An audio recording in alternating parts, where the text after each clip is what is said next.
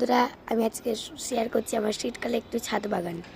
তবে এইটা হচ্ছে স্থলপদ্ম, অনেক কটা ফুটেছিল, দেখো মরে গেছে দেখুন। স্থলপদ্ম আমার ফেভারিট, দারুণ লাগে ওটা। তারপরে শুরু করছি আমার শীতকালের ছাদ বাগান জন্য। তবে ফার্স্টে এই যে নাকচম্পার গাছ কিছু কিছু লাগিয়ে দিয়েছি, এই যে গোলাপ ফুলের গাছ, তারপরে এইও গাঁদা গাছগুলো লাগিয়েছি সব।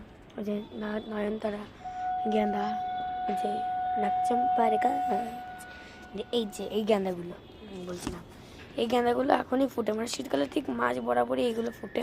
তারপর শীতকাল পড়লে শুধু গাঁদাগুলোই ফুটে, এগুলো আর ফুটে না, মরে যায়। তবে অনেক কটা ফুটেছিল, মরে গেছে। যে গাঁদা, সব গাঁদা। তবে চন্দ্রমল্লিকা লাগানো হয়েছে।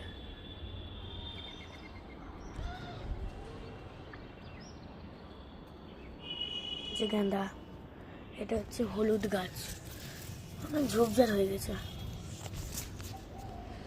যে লিলি গাছ, এটা নাকচম্পা, অপরাজিতা। এটা হচ্ছে আরেকটা নয়নতারা গাছ, খুব সুন্দর দেখতে কালারটা। পরে এটা হচ্ছে গোলাপ গাছ, এটা হচ্ছে একটা ইয়েলো কালার ফুল, এটা হচ্ছে চন্দ্রমল্লিকা। এই যে দেখুন কুড়ি আসছে আস্তে আস্তে করে চন্দ্রমল্লিকাগুলোর। এই যে গেঁদাগুলো,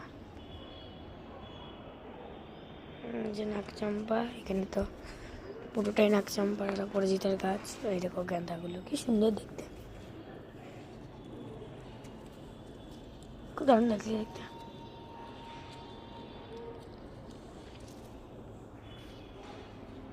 এই যে এগুলো একটা সাদা ফুলের গাছ, শীতকালেই ফুটে। এটা হচ্ছে নয়নতারা, এই যে অরেঞ্জ কালারের, এটা ইয়েলো, এটা অরেঞ্জ। এগুলো হচ্ছে মোরগ ফুলের গাছ, মোরগ গাছ।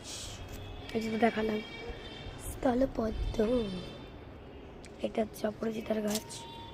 এই যে কোন এই সাদা ফুলগুলো খুব সুন্দর দেখতে পারে এগুলো। তারপরে এখানে অশক্ত গাছ, এইটুকুই। আর কটা গাছ আছে, সেটা জবা ফুলের গাছ, নাকচম্পা দুটো বড় বড়। এই যে একটা গাছ, নারকেল গাছের মতনই দেখতে। এই যে গাঁদা গাছ, এই যে সাদা ফুলের গাছ, এগুলো গাঁদা।